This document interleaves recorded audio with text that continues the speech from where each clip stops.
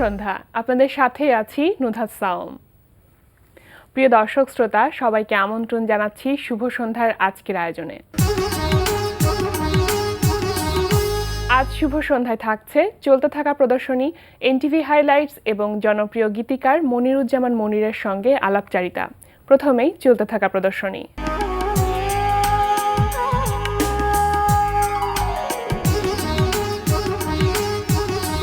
শুরুতেই জানিয়ে দিচ্ছি ঢাকার বিভিন্ন গ্যালারিতে চলতে থাকা চিত্রকলা প্রদর্শনীর সময়সূচি। আলিয়াস প্রসেসের লা গ্যালারি ও গ্যালারি জুমে প্রদর্শিত হচ্ছে শিল্পী মোহাম্মদ আব্দুল গাফফার বাবুর একক চিত্রকলা প্রদর্শনী সময়ের ছাপ। প্রদর্শনী চলবে 29 নভেম্বর পর্যন্ত। ইতালি শিল্পী তাশিতোর শিল্পকর্ম নিয়ে শাহবাগ জাতীয় জাদুঘরের নলিনীকান্ত ভট্টশালী গ্যালারিতে প্রদর্শিত হচ্ছে ইতালীয় শিল্পকর্ম প্রদর্শনী। প্রদর্শনী চলবে 30 নভেম্বর পর্যন্ত। এবার এনটিভি হাইলাইটস।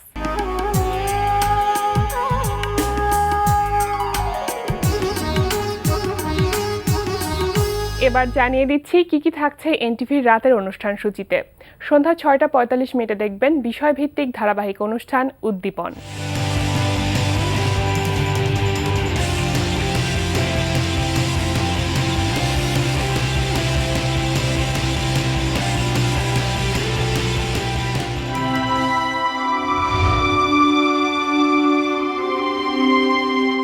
রাত 8:20 থাকছে মেজবা উদ্দিন সুমনের রচনায় নজরুল ইসলাম রাজুর পরিচালনায় ধারাবাহিক নাটক সানফ্লাওয়ার। সামির আজকে একটা মেকানিক মেয়েকে বাড়িতে নিয়ে এসে আমার সঙ্গে পরিচয় করিয়ে দিয়েছে।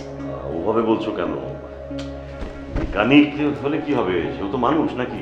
ওনারা দুজন মেকানিক শব্দটা যেভাবে বলছিলেন আমার আসলে নিজেরই শুনতে ভালো লাগছিল না। মেকানিককে মেকানিক বলবেন না তো তাহলে কি বলবেন বলেন? রাত 9টায় প্রচার হবে অসীম গোমেজের পরিচালনায় একক নাটক ইন্সপিরেশন। আমি আপনার চোখ দিয়ে মনের ভেতরটা স্পষ্ট দেখতে পাচ্ছি। এক রাতে আমি পুরো একটা লেখা শেষ করেছি। আমি চলে গেলে আপনি একটা শব্দও লিখতে পারবেন না। ও অনেক ভালো, ও তোমার মতো আমাকে জ্বালায় না। ও কল্পনার নারীর সাথে আছে, তুমি বাস্তবের পুরুষের সাথে থাকো। না, তুমি আমাকে ছুঁয়ে দিবে। আমাদের এই সম্পর্কটার নাম যদি বলি প্রেম। রাত 11:30 থাকছে ওয়াহিদুল ইসলাম শুভ্র প্রযোজনায় অনুষ্ঠান ওল্ড স্কুল বিটস। ভালোবাসা কখনো হাসে কখনো কাঁদায়, কখনো বা দূরে গিয়ে ফিরে আসে লোকালয়। এ যেন হঠাৎ বৃষ্টি ছুঁয়ে দিয়ে যায় হৃদয়।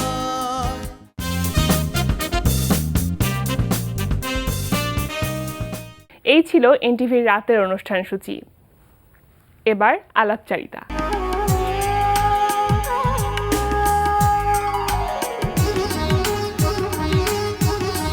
প্রিয় দর্শক, আমাদের আজকের অতিথি জনপ্রিয় গীতিকার মনিরুজ্জামান মনির। চলুন কথা বলি তার সঙ্গে।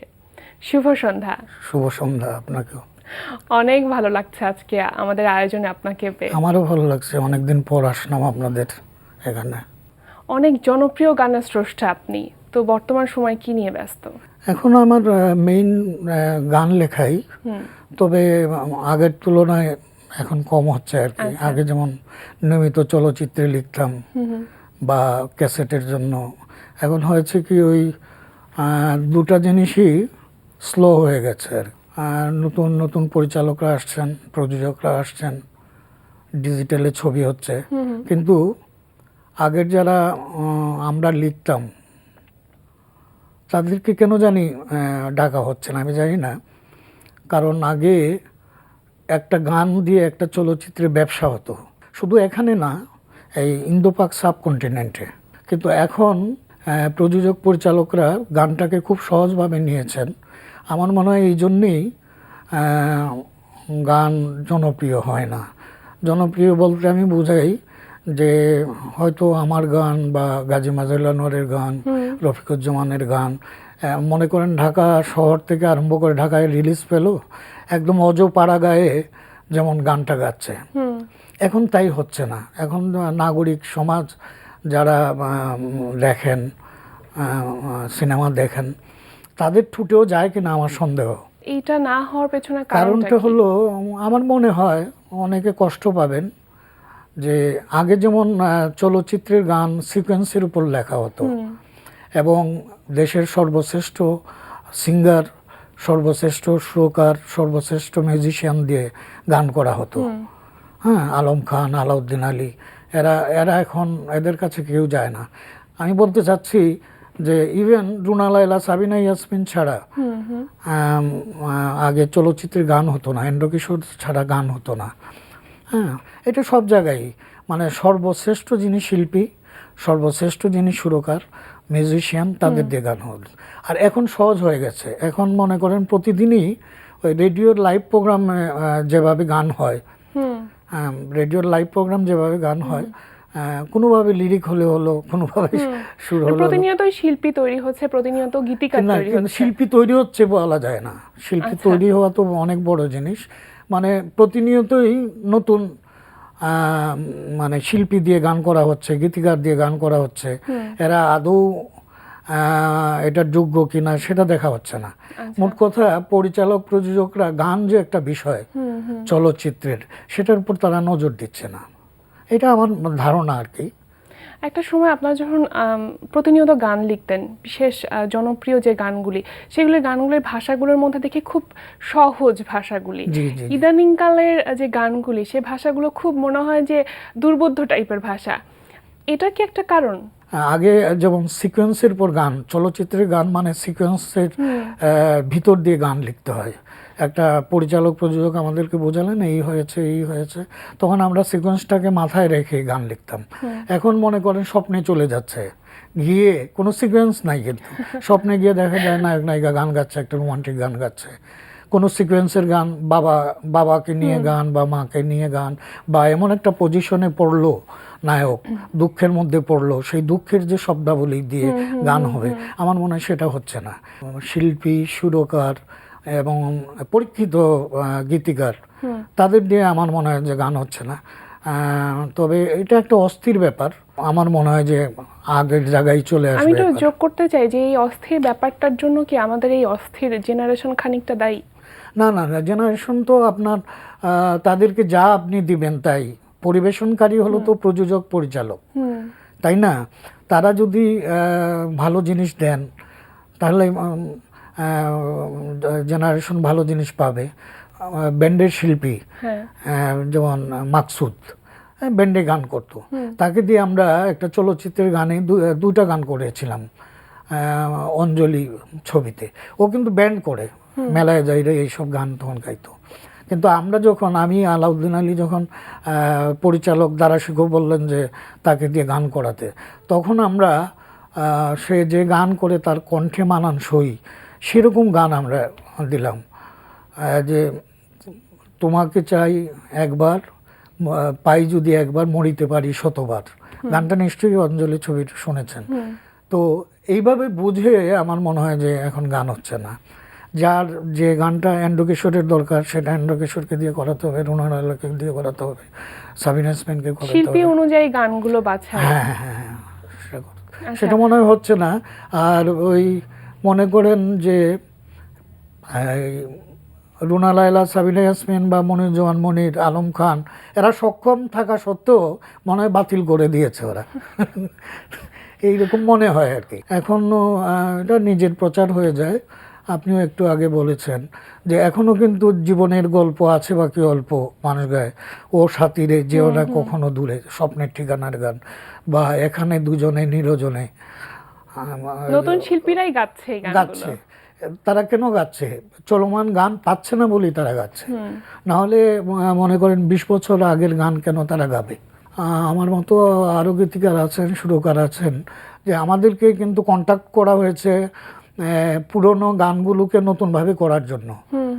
এবং এটার জন্য আমাদের কিন্তু যারা গানের প্রযোজক তারা কিন্তু কন্ট্যাক্ট করেছে আমাকে, আলাউদ্দিন আলীকে, গাজী ফাজল আনোয়ারকে, রফিউজ্জামানকে, মানে নতুন গানের জন্য না, কিন্তু যে গানগুলো আমাদের পুরনো জনপ্রিয় গান সেগুলো ওরা নতুনভাবে রিমেক করার জন্য।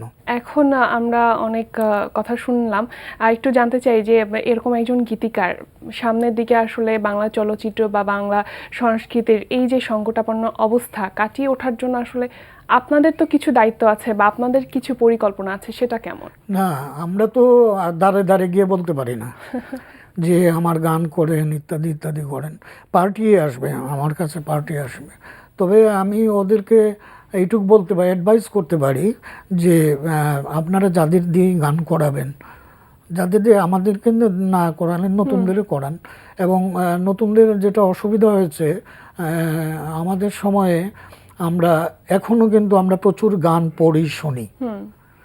রবীন্দ্রনাথ, নজরুল বলেন বা চর্যাপদ থেকে আরম্ভ করে রামপ্রসাদ, এগুলা যাই হয় আমরা পড়ার চেষ্টা করি। কিন্তু আমার মনে হয় যে বর্তমান গীতিকাররা হয়তো সময়ই পায় না পড়াশোনার বা গান শোনার। কারণ প্রচুর গান আপনাকে শুনতে হবে, শুনে গৌরীপ্রসন্নের গান শুনতে হবে, পুলক বন্দ্যোপাধ্যায়ের গান শুনতে হবে, এদের বাংলা গান শুনতে হবে, ইভেন হিন্দি গানগুলো শুনতে হবে, সমীরের, জাভেদ আখতার, ওদের গান শুনতে হবে আপনাকে। শুনে ওইখান থেকে আপনার আবিষ্কার করতে হবে যে আপনি কিভাবে লিখবেন, ওইটার দ্বারা আপনাকে অনুপ্রাণিত হতে হবে, শিখতে হবে। এখনকার সমস্যা হয়েছে, মানে প্রত্যেকে নিজেকে প্রশিক্ষিত মনে করে। আমরা যেমন এখনো ছাত্র, আমি নিজেকে এখনো ছাত্র মনে করি, আমি এখনো শেখার চেষ্টা করি। কিন্তু তারা, আমি কয়েকজনের সাথে আলাপ করে দেখেছি, মনে হয় যে তারা অনেক কিছুই জানে, অনেক কিছুই কী করে। কিন্তু যদি আপনি অনেক কিছুই জানেন, তাহলে একটা প্রথম বাংলাদেশ, একটা সূর্যোদয় তুমি হচ্ছে না কেন? তো এই জন্য নতুন যারা আছেন তারা, জানি না ওরা আমাদের অ্যাডভাইস শুনবেন কিনা। আমার মনে হয় যে এইগুলা বই পড়লে, গান পড়লে, পড়াশোনা করলে নিজে আরও সমৃদ্ধ হওয়া যায়।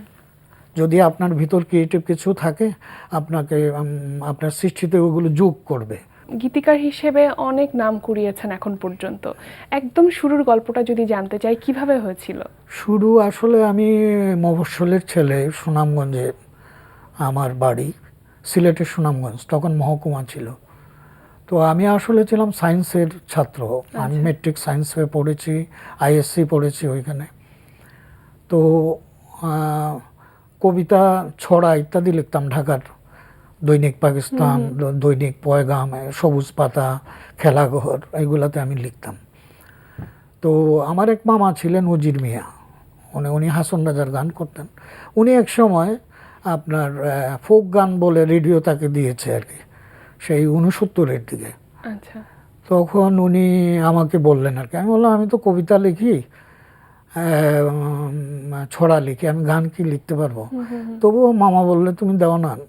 তো আমি 2টা গান ওনাকে দিলাম। এগুলো আমার নাম ছাড়া সিলেট রেডিওতে, যেহেতু আমি এনলিস্টেড না, আমার নাম ছাড়া এগুলো প্রচার হয় এবং আমি খুব অনুপ্রাণিত হই। পরবর্তী পর্যায়ে একজন প্রযোজক ছিলেন, নামটা ঠিক বলতে পারছি না, উনি আমার মামাকে বললেন যে আমাকে 25টা গান লিখে দেওয়ার জন্য আমাকে তালিকাভুক্ত করবেন। পরবর্তী পর্যায়ে আমি অনেক কষ্টে 25টা গান লিখি এবং সেই প্রডিউসারে এখানে সিলেট নিয়ে যাই। তখন পাকিস্তান আমল, বুঝতেই পারেন যে তালিকাভুক্ত গীতিকার হওয়া একটা খুব কঠিন ব্যাপার, শিল্পী হওয়া খুব কঠিন ব্যাপার। কেন জানি তারা পছন্দ করলো এবং আমাকে তালিকাভুক্ত গীতিকার করলো। ওইখান থেকে আসলে শুরু। এবং পরবর্তী পর্যায়ে আমি ঢাকায় গানের জন্য চলে আসি। দুদুল আহমেদ নামে একজন শিল্পী ছিলেন, রবীন্দ্রসঙ্গীত শিল্পী, ওনার বাসায় আমি আসি, ওনাকে বড় ভাইয়ের মতো দেখি। এবং আমি প্রায় 1 বছর কিন্তু আর দেশে যাইনি, এখানে ছিলাম, ওই রেডিওতে যেতাম, টিভিতে যেতাম, এইভাবে আমার ব্যস্ত সময় টাকা ঘুরতে থাকে, কাটতো। এভাবে বেড়ে ওঠে। এর মধ্যে আলাউদ্দিন আলী, মিউজিক ডাইরেক্টর, উনি বেহালা বাজাতেন, উনি আমারে খবর দিলেন। আবু তাহের নামে ওনার ভাতিজা, উনিও সুরকার, ধীরালি সাহেবের ছেলে। তারপর আমি দেখা করলাম, উনি বলল আপনি আমার সাথে থাকেন, আমি ছবি টবি করলে আপনি। তো আমরা প্রথম ছবি করি সন্ধিক্ষণ ছবি। আচ্ছা। ওই গানের একটা বিখ্যাত গান ছিল তখনকার দিনে, চলতে পথে বাধা আসে তাই বলে কি পথ চলবে না আর। তারপরে একটু গ্যাপ হয়, আমি গোলাপি এখন ট্রেনে, আমজাদ হোসেন, আইসে দামান সাহেব হইয়া এই গান লিখি। তার পরবর্তী পর্যায়ে আমি আলম খানের এই যে প্রাণ সজনী ছবি, চান্স পাই, কি জাদু করিলা, এইসব গান জানেন মনে হয়। এইভাবে আমার ব্যস্ততা বেড়ে ওঠে। আলম খানও আমাকে প্রচুর সুযোগ দিলেন। আচ্ছা, এত গান লেখার ফাঁকে এটা আমার জানতে ইচ্ছা করছে যে নিজের কখনো গাইতে ইচ্ছা হয়নি? না, আসলে তো আমি গাইতে পারি না। সব পাখি তো গান গায় না, তাই না? গাইতে পারি না, মনে মনে এমনি করি আর কি, কিন্তু গাইতে পারি না। এই যে এত দূর, এত লম্বা একটা জার্নি, কথা তো সংক্ষিপ্ত সময় আমরা শুনে ফেললাম। সামনে আসলে নিজেকে নিয়ে বা সবকিছু নিয়ে কি ধরনের পরিকল্পনা, কিভাবে দেখতে চান আসলে সামনে? আসলে সত্যি কথা বলতে কি, শ্রোতারা কিন্তু আমার বা আমাদের কাছ থেকে বঞ্চিত হচ্ছে। আমার ইচ্ছা ছিল বা এখনো লিখছি, কিন্তু যেভাবে লেখা প্রচার হওয়ার সেভাবে হচ্ছে না। তারা বঞ্চিত হচ্ছে, এই জন্যে হয়তো আরও বেশ কিছু জনপ্রিয় গান ওরা পেত। কিন্তু আমাদের অভ্যাসটা এমন হয়ে গেছে চলচ্চিত্রে গান লিখে, যদি না ডাকা হয় তখন জানি মুড আসে না বা লেখা হয় না। এটা একটা সমস্যা। তবে ওই অনলাইন বলে ওই যে গান নিয়ে যায়, এগুলো সমস্ত জনসাধারণ একটা প্রযুক্তির ভিতর দিয়ে শুনতে হয়, তো আগের মতো না যে বাতাসে ভাসছে, মানুষের কানে প্রবেশ করছে, এইরকম না। তো আমার আশা যে একটা সুস্থির সময় আসবে, তখন হয়তো আমি প্রচুর লিখব এবং মানুষ সেই সব গান পাবো, যদি বেঁচে থাকি আর কি। অবশ্যই, আপনি অবশ্যই অনেক ভালো থাকবেন এবং আরও অনেক কালজয়ী কিছু গান আমরা উপহার পাবো। অনেক ধন্যবাদ, এত ব্যস্ততার মাঝে আমাদের আয়োজনে সে সময় দিয়েছেন। আমার জন্য দোয়া করবেন। ধন্যবাদ আপনাকেও, এনটিভির কলাকুশলী সবাইকে ধন্যবাদ। এবং ওই একটাই কথা, যেন লিখতে পারি, আমার কলম যেন থেমে যায় না। প্রিয় দর্শক, কথায় কথায় আমরাও চলে এসেছি অনুষ্ঠানের শেষ প্রান্তে। আমাদের সঙ্গে যোগাযোগের ঠিকানা প্রযোজক শুভ সন্ধ্যা, এনটিভি বিএসসিসি ভবন, 7ম তলা, 102 কাজী নজরুল ইসলাম অ্যাভিনিউ, কারণ বাজার, ঢাকা 1215। আমাদের ইমেল অ্যাড্রেস shubhosandha@ntvbd.com। প্রিয় দর্শক, এনটিভিতে সম্প্রচারিত সংবাদ ও অন্যান্য সকল অনুষ্ঠান দেখতে লগ ইন করুন www.ntvbd.com-এ। সবার মঙ্গল কামনায় আজকের মতো এখানেই শেষ করছি। শুভ সন্ধ্যা।